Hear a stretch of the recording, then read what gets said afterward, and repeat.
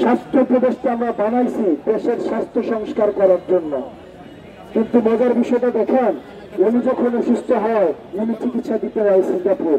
আমার জনগণ যে চিকিৎসা ব্যবস্থায় চিকিৎসা নিচ্ছে, আমি যেহেতু এই চিকিৎসার দায়িত্বে রয়েছি, আমি অবশ্যই ওই চিকিৎসা কার্যক্রমের আমি নিজে অংশ হব। কিন্তু আমরা দেখলাম নির্লজ্জার মতো তারা সিঙ্গাপুরে চিকিৎসা নিতে যায়। 1500 টাকা চিকিৎসা, মেডিকেল ভাতা 1500 টাকা। আপনি যদি একটা আমি বলতেছি আপনাদের চাওয়াটা কত কম। রিপোর্টটা দেখাইতে গেলে 1500 টাকা ভিজিট লাগে, রিপোর্টটা দেখাইতে গেলে 1500 টাকা ভিজিট দিতে হয়।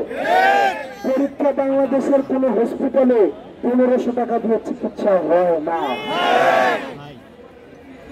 আমরা দেখি উপদেষ্টাদের, বিশেষ করে দেখেন স্বাস্থ্য উপদেষ্টা আমরা বানাইছি দেশের স্বাস্থ্য সংস্কার করার জন্য, কিন্তু মজার বিষয়টা দেখেন, উনি যখন অসুস্থ হয় উনি চিকিৎসা দিতে হয় সিঙ্গাপুর।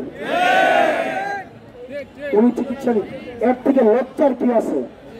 উচিত ছিল আমার জনগণ যতক্ষণ না পর্যন্ত সে চিকিৎসা পাচ্ছে, আমার জনগণ যে চিকিৎসা ব্যবস্থায় চিকিৎসা নিচ্ছে, আমি যেহেতু এই চিকিৎসার দায়িত্বে রয়েছি, আমি অবশ্যই ওই চিকিৎসা কার্যক্রমের আমি নিজে অংশ হব।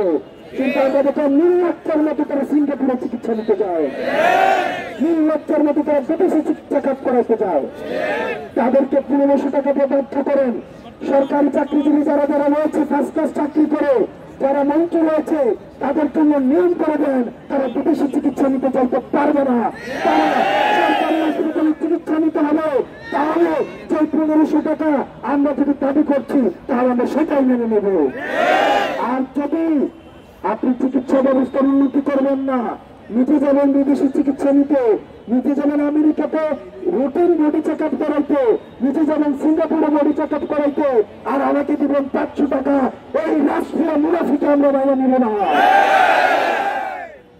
শিক্ষক সমাজ, যতক্ষণ পর্যন্ত না এই আপনাদের দাবিকৃত চিকিৎসা ভাতা এবং বাড়ি ভাতা আপনাদের যতক্ষণ না পর্যন্ত এই মুনাফিক অন্তর্বর্তী সরকার মেনে না নেবে, ততক্ষণ পর্যন্ত আমরা রাজপথ ছাড়বেন না। এটা কোন রাষ্ট্রের কাছ থেকে কোনো ভিক্ষা নয়, রাষ্ট্রের কাছ থেকে কোনো আপনারা অনুদান চাচ্ছেন না, এটা রাষ্ট্রের কাছ থেকে আপনাদের অধিকার। এই অধিকার আদায় না হওয়া পর্যন্ত আপনারা এর শহীদ মিনার প্রাঙ্গণ আপনারা ত্যাগ করবেন না। রাষ্ট্র সমতা নিশ্চিত করতে ব্যর্থ হয়েছে। আমি 500 টাকা না, আমি 200 টাকা দিলে আমি চিকিৎসা করতাম, যদি ওই চিকিৎসা, যিনি চিকিৎসা ব্যবস্থা উন্নতির দায়িত্ব রয়েছেন, তিনিও যদি ওই জায়গা থেকে চিকিৎসা নিতেন। আমি রাষ্ট্রের এই অসাম্য আমি মেনে নিব না। রাষ্ট্র সমতা নিশ্চিত করতে হবে, রাষ্ট্র ন্যায্যতা নিশ্চিত করতে হবে, রাষ্ট্র অধিকার নিশ্চিত করতে হবে।